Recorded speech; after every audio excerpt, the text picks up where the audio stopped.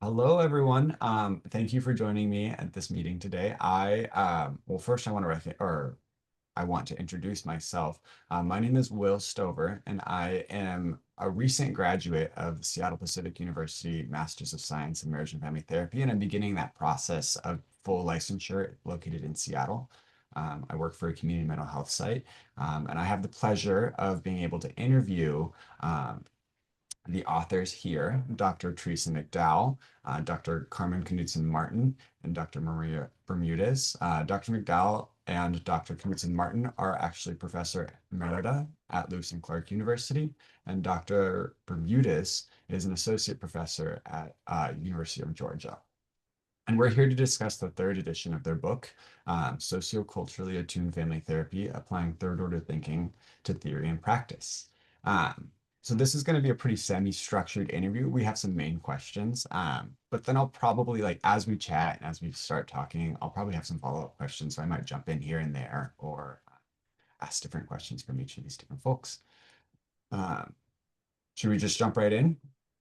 Yeah, Sure. perfect. Okay, well, the first question that I was specifically interested in was what prompted y'all to like write this book? What was making it important for you to feel like you needed to share this with the community of marriage and family therapy? Well, I think all of us as supervisors and educators, we're noticing that we're doing a lot of work in our programs around increasing sociocultural awareness. But when it would come to like, okay, now you're gaining this awareness, but what do you actually do? How does it change therapy? We would find that there was this huge gap. So even when supervisees or whatever, or ourselves would be in talking about what's going on, we might be able to understand it from all these broader concepts. But you get in the room and you're sort of like, well, now what do I do? So there was a big gap between knowing and doing that we wanted to address uh, the sort of how you might think about these things. And included in that was really the fact that most family therapy models were developed quite a time ago, and there are certainly issues and they address power, they address, some of them address fairness and equity, but they haven't really integrated in like critical social theory or what we are consider third order thinking into the model. So we wanted to make sure that from all the major models in family therapy that we could uh, integrate this kind of thinking and doing. And so we wanted to give not only theoretical integration, but also examples and the sort of like, what will it look like when you're working from this perspective with this particular model? Yeah, So that's really the reason. And this all stemmed out of a desire to further investigate third order thinking and third order change. absolutely. Well, and I know, like, I've talked at lengths about this with all of y'all, but I think one thing that specifically resonated with me and what you said was like within your supervision, you saw that like these theories needed to be applied to a different context. I think that was something that I felt as I was beginning my um, journey as a marriage and family therapist in the studies of like learning about these theories and the context for them was really important. But like, how do you apply them in a modern era where the world looks very different than it did when they first emerged? And you mentioned like working as supervisors and seeing that be like a common trend. If you can't tell, I've been a long time fan of the book. I used the first edition and then the second edition. Um, I'm curious, like, did you find that that was a common theme with the students that you were supervising, that they were like seeking some way to apply these theories to their practices and maybe struggling with it a little bit? I think concepts like culture, um, uh, social location, uh, even things like power, they are very abstract. Mhm. And so the students that I've had, they're interested in those ideas, but they didn't have a way to translate what those look like in actual practice. Yeah, yeah. Yeah, totally. Well, and we've talked about it being like a very natural, like next step of what good family therapy is, right? Like, if we're thinking about like turning the systems that we have inward, outward into the family, like no longer making it individual, but making family focused, and then turning that family and making it like culturally focused. Which kind of leads us into the next question. I'm curious, like for y'all, what is socioculturally attuned family therapy, or as y'all sometimes refer to as SCAFT? Scaft, yes. Yeah. Well, it is an overarching lens or way of framing whatever model you are using or models that you are integrating in the work that you're doing in family therapy. So SCAFT is a way of connecting the dots between what's happening in the larger context, larger society, and the very real lived experience of the people that we're serving and what's actually happening and playing out in the moment by moment of therapy. And it especially brings an analysis of power, which I think we think has often been missing, even in the efforts to look at culture and to be attentive to people's contexts. I think what's really will come through in the book is kind of a persistent awareness that the ways that we see ourselves and know ourselves and value others and whose voices get respected and heard and how people expect to behave in a relationship, all of these things are influenced by the larger context, and that they're not equally distributed, not equally valued. And I think what's especially unique about the a lot of our book is about uh, taking the concepts that are core to family therapy since the beginning. And family therapy's always been systemic and interested in larger contexts. Many of the early family therapy therapists talked about that. Um, but the concepts, whether we're talking about differentiation or family structure or attachment models or social discourse, they haven't that they weren't they weren't developed with the third order thinking in mind. And so the book, or SCAFT, as presented in the book, is a way to take these core ideas of family therapy that we've held dear and we've been working with for decades, um, and and applying them through this third order lens. Totally. Well, and I love I love how you kind of recognize that it's been something that we've been working with for decades, right? It's not necessarily like um I mean, it is a new concept, but it's not like foreign to the world of marriage and family therapy. It's the work that's like tried to be done for a really long time, and it's just like pushing the needle further, right? It's like, how do we put names to this like this concept that we've been like working to represent in family therapy, and then train other clinicians to be able to do that from the get-go, right? And it feels like a very natural evolution of what the world of marriage and family therapy has been like looking for. Um, so I really appreciate that. I'm curious, like, why particularly at this time is this a significant thing to work towards? Well, I'll go ahead and answer that question. I love how you articulated that, Will. That was absolutely perfect because, we have scholars that have been, feminist family therapists were the ones that did the critique of, second order thinking, all these things. And we've had incredible systemic scholars that have been thinking about these social justice issues of like equity and social justice. And, we have all of these lenses that have been so important. But at this particular time, when we developed the first book, it was how do we get these understandings, these important lenses about equity-based work, and how do we apply this in the room? And I think that's where Teresa, I've learned so much from her from as a theorist, as a philosopher. And Carmen's like, what does it look like in the room? How does this happen in therapy and real? And so what I love is that our book has been able to capture a lot of the critical theories in a way that students in the past, myself included, most of us had, like, we learned the theories, these critical lenses, and then we learned, and all things related to, equity-based practice and thinking. And then we learned our major models of family therapy. And so they weren't really fully integrated across all the major models.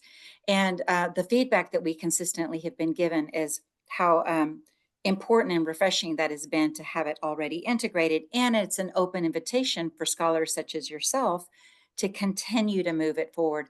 So now it's a critical juncture because we've been working toward this paradigm shift for quite some time.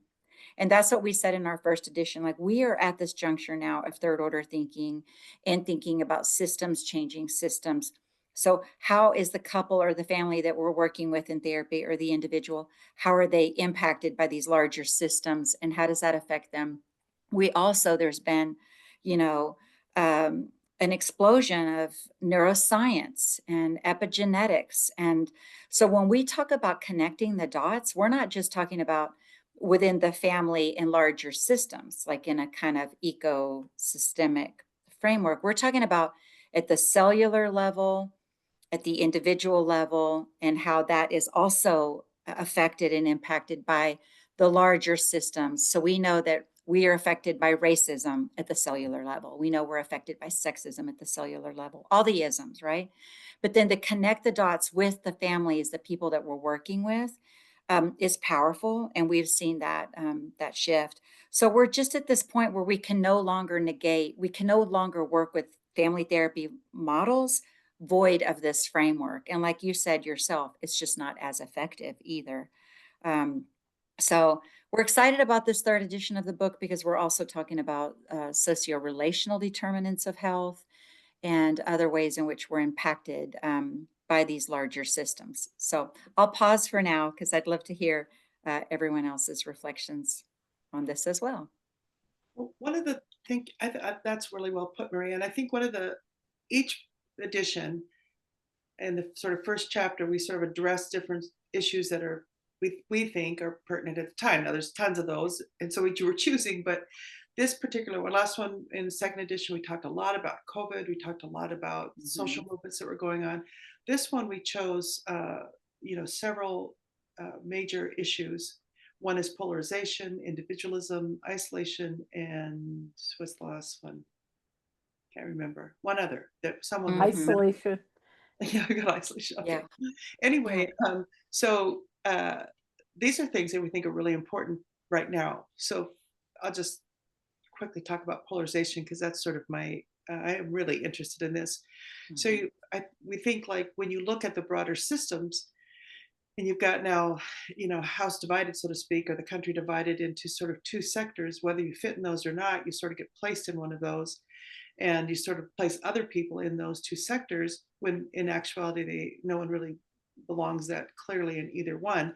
But the problem, what we're seeing now, is it is the tension between rather than the position of either one of those.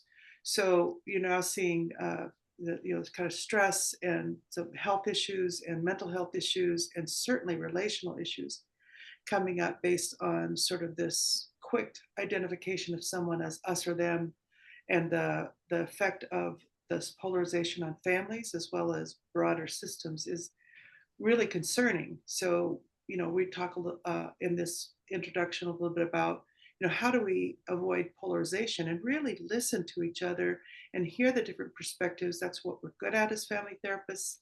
And we also need to not get polarized in our professions.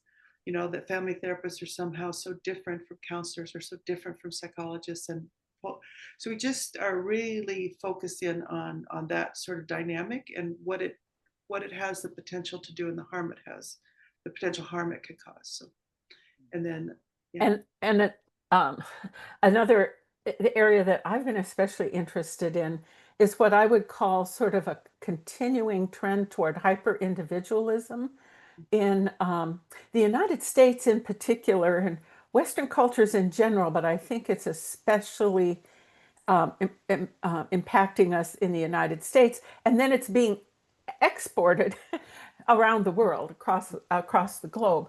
But there is so much evidence, so much research that shows that the single most predictive factor of how happy people are, how well they are doing, is the quality of their relationships and being embedded in a community or something larger than themselves.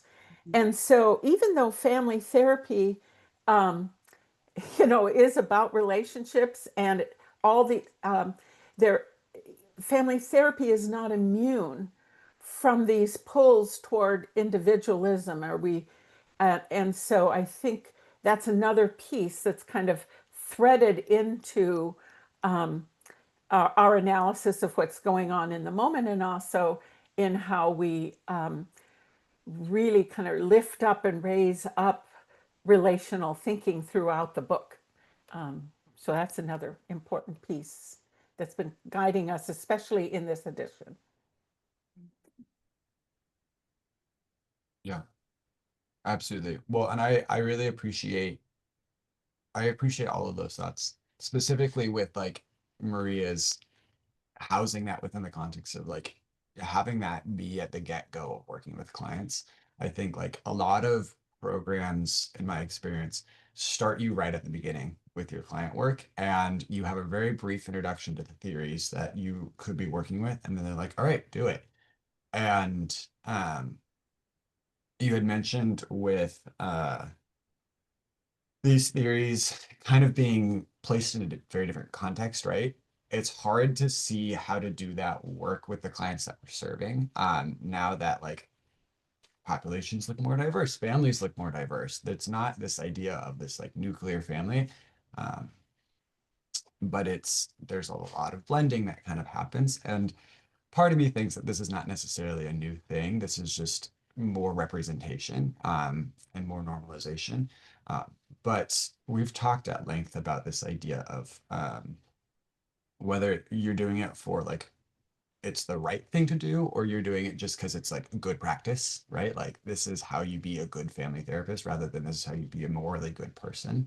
And I'm curious if you could speak a little bit to that within the context of polarization, individualization, isolation while practicing family therapy. That's a great question. I just want to briefly jump in that we've written on an ethics, like on using socioculturally attuned family therapy, this from an ethical standpoint. So we do argue that this is ethical practice. Yeah, And we do take a stance of non-neutrality around that. So I just wanted to put that out there as well. yeah, I appreciate that. Mm-hmm. And that, there's been this debate sometimes at different professional association meetings that I've been at and such, are we going to talk about clinical practice or are we going to talk about social justice issues and such? And the premise from the beginning of our first edition is that it's become so clear to us as we've looked at these issues that that is a very artificial divide, that what's ethical is also good practice, and that you can't really be doing good practice if you're not extending ethics to, Teresa's written or guided us a lot on our thinking about this, but to the in the moment, that ethics is not just this sort of background thing, but it plays out if with every clinical decision that we make. Yeah, well, and I love that because like the ability to make that distinction expresses privilege, right? And so it's like the people who are able to differentiate their ethics from their social status are probably also the people who have the privilege to do so versus the people who don't. And so like working with diverse clients, it just makes sense to integrate ethics and social justice and those sorts of things within the therapy room. I Within think that that too, context.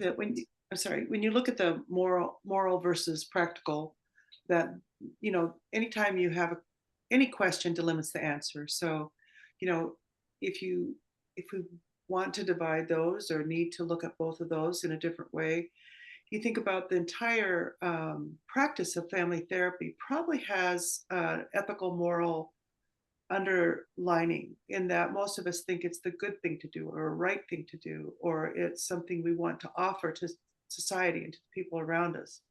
And so it's sort of couched in that sort of trying to do what's best for others, which is an ethical, and I would even argue moral sort of stance.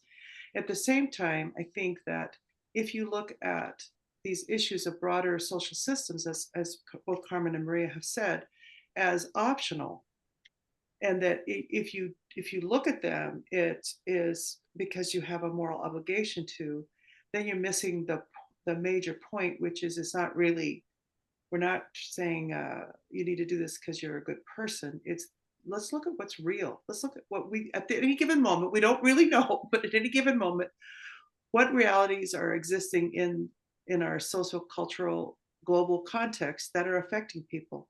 And we're not trying to get people to change their minds or take a political position or anything. We're just trying to understand and work within these broader contexts with as much accuracy and as much sort of, you know, like any family therapist, is as much truth, I guess, as you can, to understand there are real material consequences to everything. And you can't just therapy away material differences. You can't just think away or help people feel better, do better with, and do it completely without understanding or having discussions about their social context, forces at play in their lives. If you do that, you're sort of continuing to hold the family accountable for everything, including the systems that affect them. And I would like, I would just like to add that this is not, this is true for every client, every case that we work with. There's a tendency to say, oh, this is true if you're working with people who have lower incomes or people of color or people who are not heterosexual or monogamous. But it's actually really important when you're working with also with dominant culture folks, you know, like me, who are not necessarily thinking about how all these forces are shaping the ways that the choices that we're making and the ways that we're relating to others and such. Great point. Absolutely. And that's what I think is so cool and different. Sorry, with this is it's for me because I grew up in family therapy, you know, my master's program, my PhD program, all in family therapy. And before you would learn all the major models of family therapy, and then you would take your diversity class, and then you would take your ethics class. And then now it's like people don't know where to even use our book because they're like, well, is it diversity? Is it theory? Is it in both? And I love that. Is it in the ethics class? And so what we're trying to say is that it really is all integrated. And that is a very important thing for our field, we think, is to think of all of these in an integrated way.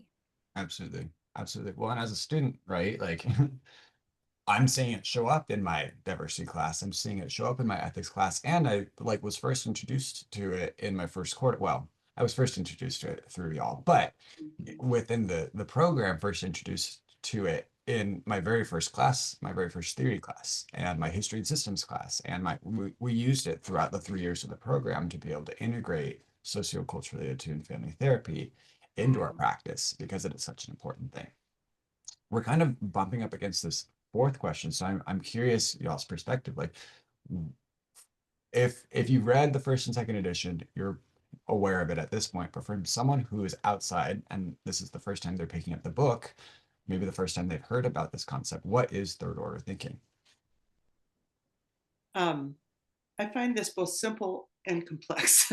Yeah. So when you look at the history of family therapy, starting out with basic systems theory, you would be looking really at first order thinking. So first order thinking is very, very important. We do it all day long. We do it in therapy all the time. But you would think about first order thinking as being looking for solutions and explanations within single ways of looking at the world, or schemas, if you will. So they tend to be sort of common sense approaches. So if somebody were to come into therapy and say, you know, I don't know, my child won't go to bed. I always give this example. I have a 3-year-old, they won't sleep in their own bed. And so first order thinking might be, well, have you tried a nightlight? Have you tried, you know, singing to them? Have you tried, well, you know, what are all these things? And that has its place. It's important, but it's common sense. And it's also common sense, we always say, is very much reflects dominant sense. So without reflecting on that first order thinking, you oftentimes repeat the same broader societal messages and structures without really looking at them too closely. So again, still important. Second order thinking was really introduced when with feminist critiques and so on, when we started looking at, wait a minute, we're part of this system too. And you're looking at the patterns around, and of course we've always looked at patterns, but you're looking at these patterns with yourself included, and you're working on changing the rules of the system. So when you're looking at that, you might say, okay, well, I'm looking at this family whose child won't sleep. Now I'm going to look at what's going on between the parents, between the other siblings. You know, what else might this be speaking to? Is there, you know, has somebody got more power, or what's going on here as a child, you know, whatever, all these different kinds of things. And that's where most models lie, is in that second order thinking. Amazing. It's the hallmark of family therapy, and we couldn't live as a field without it.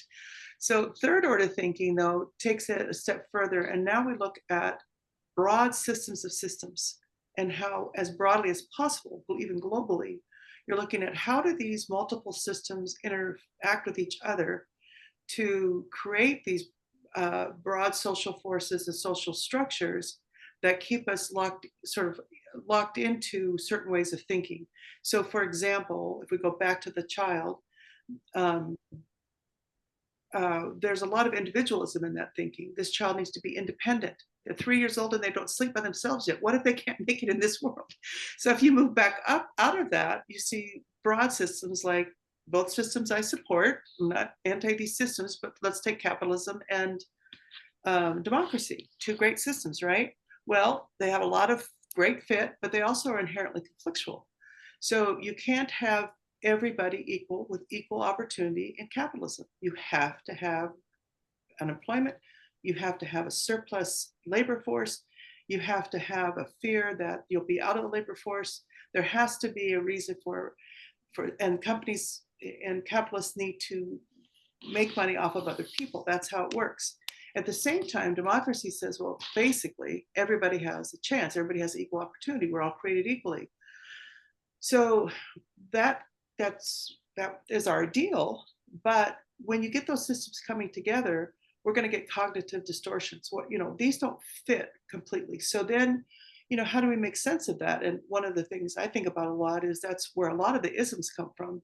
Well, it's their own fault, or it's because these people have come from this place, or this group is poor because they're lazy or whatever. So you got a lot of racism, sexism, homophobia, all that stuff's coming somewhat coming from these broader systems in collision as well. Now I'm just giving two. There are multiple systems in there affecting that way of thinking. So now if I were to look at this family and go back to them, I say, what are you concerned about? What if your child doesn't sleep alone? What if they don't sleep alone until they get to college? What's the biggest concern? And you might start thinking about them wanting to be successful. So we know, and most families are deeply affected by capitalism. If my child can't be independent, if my child doesn't do their homework, if my child doesn't succeed, they could lose whatever social advantage we have, or we're aiming for, or we want them to have, in a system that could leave them in a pretty bad situation economically and physically and everything else. So this is kind of big stakes.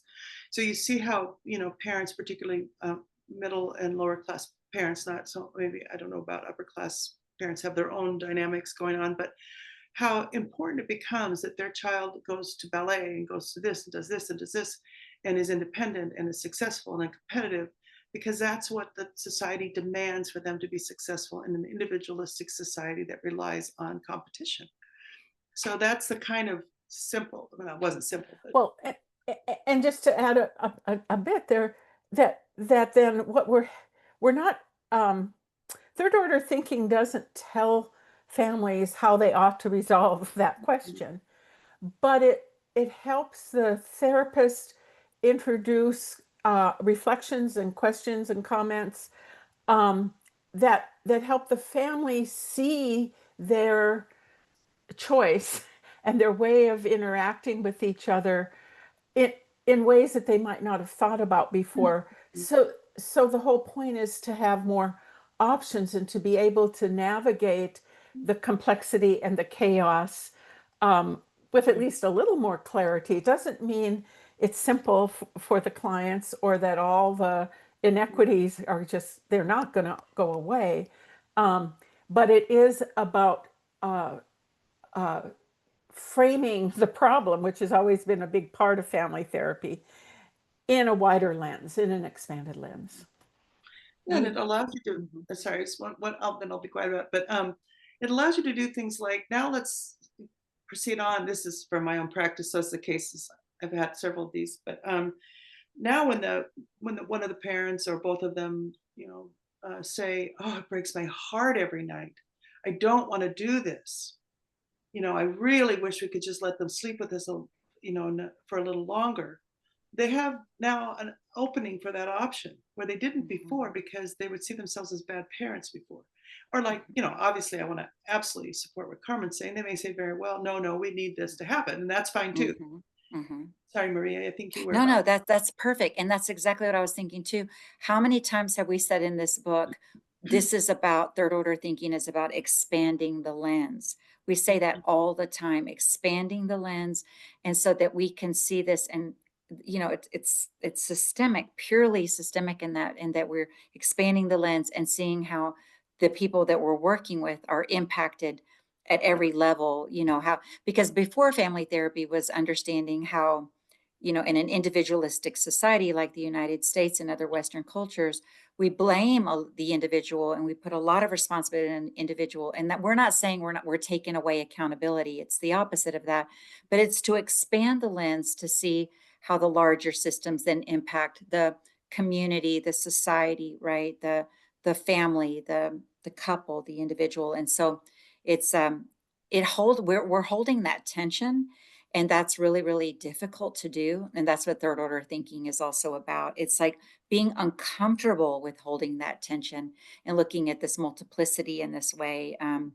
And so I love how you said it. It also expands lots of possibilities. And before the end of this interview, it'd be good to just mention ANVIET too. I think maybe we could talk about that as well, because that gives us that framework for doing just that, expanding the lens. Well, ANVIET is an acronym for attuning to the context, naming what might be invisible or not named, being intentional about being intentional about what we value, interrupting power and intervening in power dynamics, helping, that's the I. The E is envisioning, and so helping families, clients envision other options and other possibilities. And then the T is transforming, to make those, engage in ways in therapy to make those ideals real. And so those principles, that ANVIET overarching framework, is applied in each of the models. We have how many? 11 different models in family therapy in chapters on each of them in the book. But the ANVIET is a thread that kind of goes through. And sometimes then it seems like all these models aren't quite as different as, so it points out what's unique about each model, but you can also see sort of some common threads that go through. Love that. I feel like I could talk about this all day long, and I have a lot of thoughts and a lot of good things were said. But I also am curious specifically, we've talked about the work that y'all have done, the purpose for writing the book, the way in which it's placed in our current time. But I'm curious specifically, what is unique about the third edition that had maybe differed from the first and second? Because I know the first edition was its standalone text, and then we started integrating a lot of external voices to make it really practical in the second edition. How was that maybe pushed further in that third edition? Well, one of the major changes is that we've added another chapter. There was sort of a gap between the first 3 chapters in the book are about the theories and the conceptual and the ethical issues about what third order thinking is and the principles and socioculturally attuned practice. And then the rest of the book, most of it is these individual, each of the going through the models, but we didn't have a chapter on assessment. And so we've now added a chapter on, well, how do you do a socioculturally attuned assessment? And that will be applied through the lens of the various models. But so that's one of the new pieces is, and it seems to kind of help tie even better that gap between theory and practice. And it'll help. Nobody will know where to put it, the book and the courses now, because we've had the Now it can go in assessment. Yeah. It's true. It's true.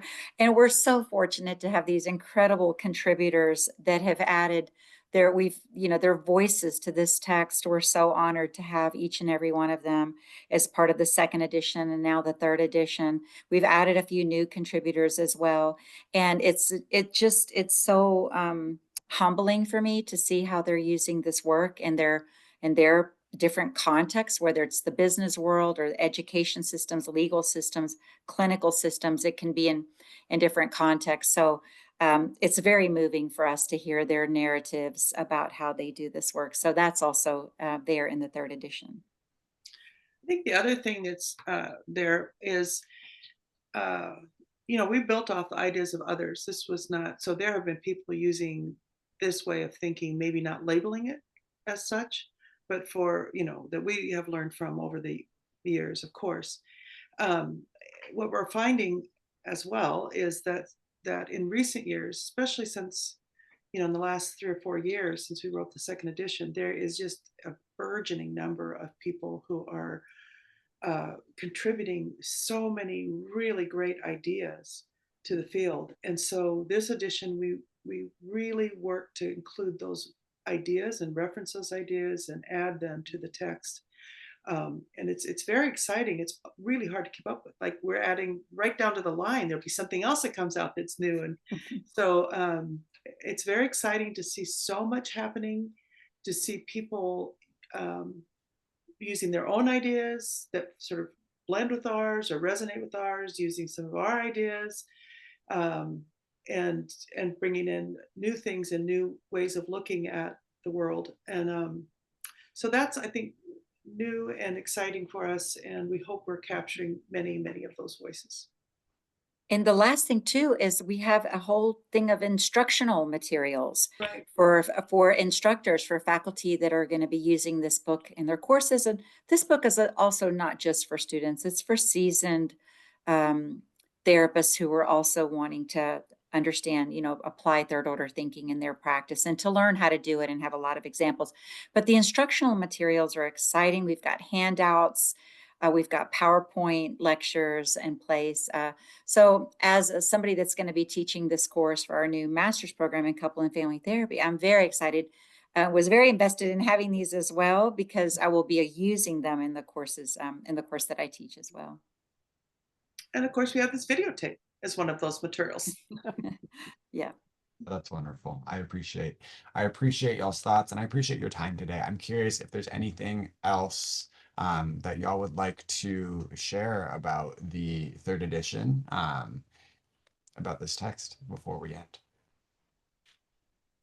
I would just say that we genuinely see it as not the answer, like an endpoint.